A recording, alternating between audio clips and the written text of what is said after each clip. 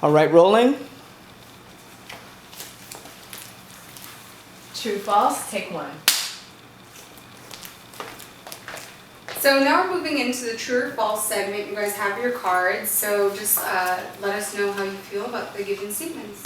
First one, true or false? The system has shown that there is little to no value placed on the lives of people of color.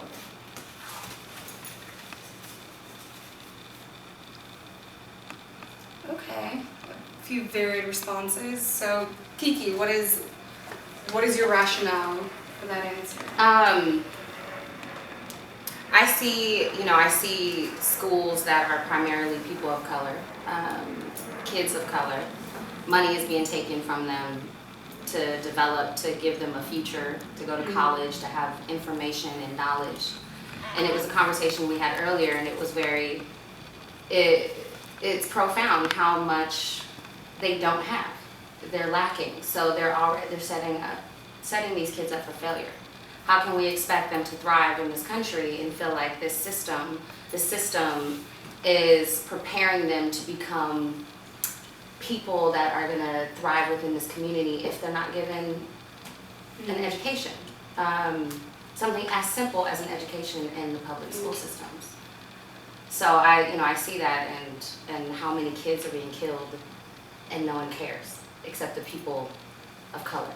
The system is not changing systematically to protect them. And you answered false. Why were you thinking that? Well, I do think the system is flawed, definitely, and there needs to be improvement. And slowly, I think we are improving. But I think that, and maybe I just have an optimistic viewpoint on it, but I hate to think that anyone places little to no value on any human life, no matter what color. What are your thoughts, Eric? I'm extremely optimistic. I'm a very optimistic person, but it's important for me to acknowledge the realities of what I see to fight for a better future for kids in my hood. So I need to acknowledge that there is little value placed on colored people in this country, because if Trayvon Martin would have been a white kid, this would have went to trial immediately, but it was an outcry from the media, and there was an outcry of protest in order for people to pay attention to this case of a young child getting killed by a man 2 times bigger than him.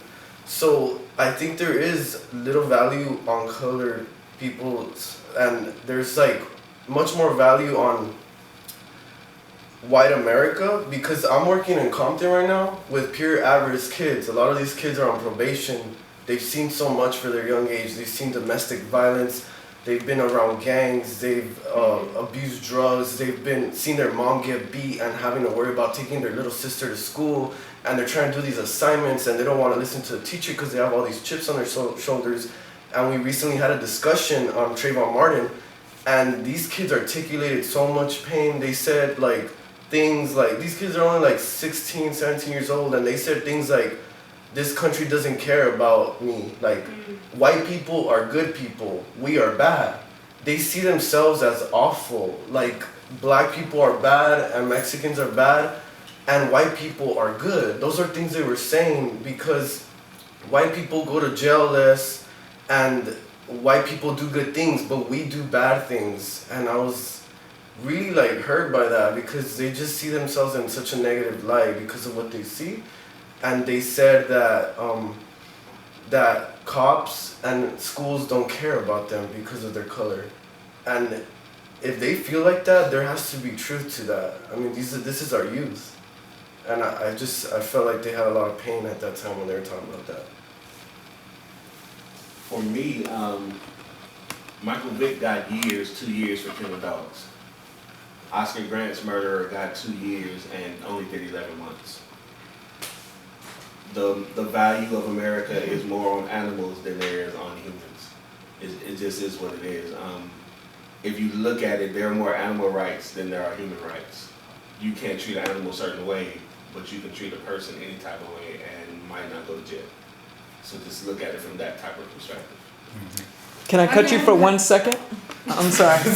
No, I'm sorry. We on the same page. Can you say that quote again? Let's go out wide.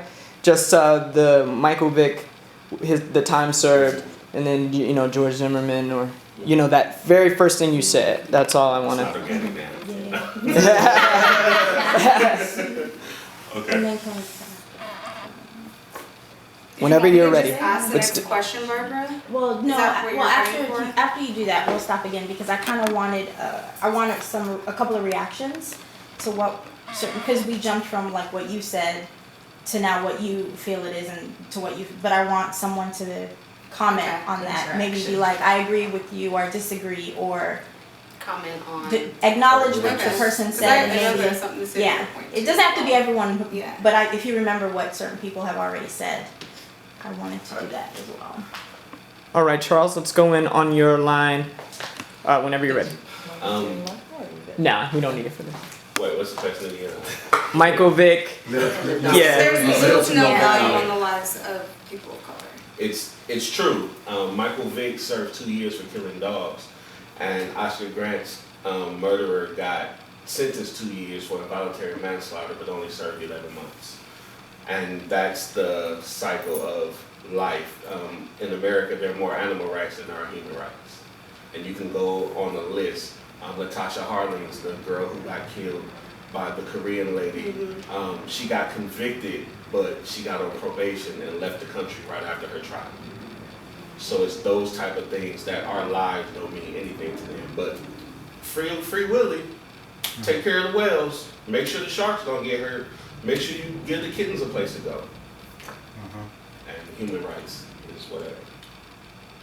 And you brought up an interesting point too, Kiki, when you were talking, like, and I'm not a parent yet, but I'm almost afraid to bring a child into this world knowing that their options are limited, that they can be killed without consequence, that there may not be enough resources for them to get the proper education and, to stay, for your kids to be saying, you don't feel like our lives are valued.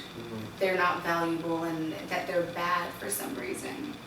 It's tragic and heartbreaking. And I wish we were in an ideal world where we didn't have to look at that, I think we all want to be optimistic. Yeah. Like a lot of us, we want a better world, and we try to fantasize about it going on in our head and see different situations, or stare at the TV screen and imagine ourselves being outside of our reality, but that's not the reality of it. Black men or minorities, I'll say that because when you look at the prison system, cocaine. If you have power, you're not going to serve as much time as you do if you have crack. And you could have just 3 stones of crack, but you could have 3 grams of power and get less time. Well, that leads me into the next true or false question. True or false? You want me to stop? Sorry, I was starting. No. All of this is my signals to her. I'm sorry. I know you mentioned you wanted to stop though after No. that. Keep going. Okay. So that leads me to my next question for true or false. People treat others from a different group or race according to the way members of that particular group treat one another.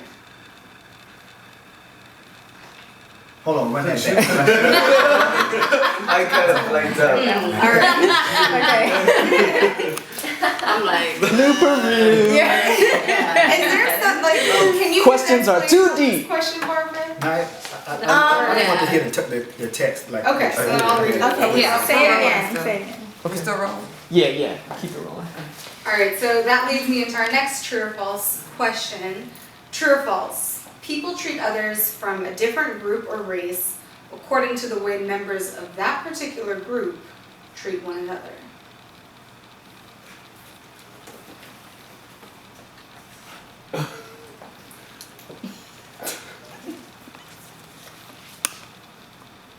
I'm torn. I think it's good that y'all torn. I think being torn a little question is, that's a great question. I'm torn too. That's Yeah. Well, you two seem to have a very solid truth. So let's start with there and get Go, to. go. Skip Jamil, you go Yes. first. 'Cause We teach people how to treat us. Even on the individual level, we teach people how to treat us. When I look at the black community, and then again, like y'all all know, I mean, you know me as a DJ. Musically, when you think about hip hop music today, and you think about the tones that are in the hip hop music today, it's a lot of sexual innuendo, bad language towards women, bad language towards other black men, even if sometimes they saying that it, like you speak to the rapper on a personal level, he might say, no, I'm referring to everybody when I say that. Yeah, but you're using the term that we use with each other. So when you talk about the women in the music that way, and then you talk about the violence that you perpetuate upon the other black men that way, people are looking from the outside going, they're entertained, they love to hear it and bounce to it, but they don't want you around them because that's how you think about their daughter. Or that's the violence that you're gonna bring around their son.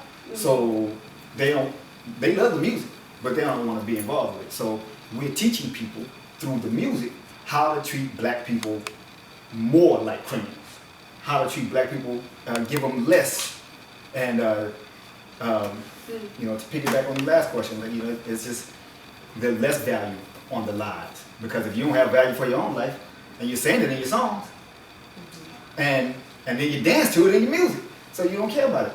You don't care about your own people, so people will treat you that way. I think bouncing off of like music.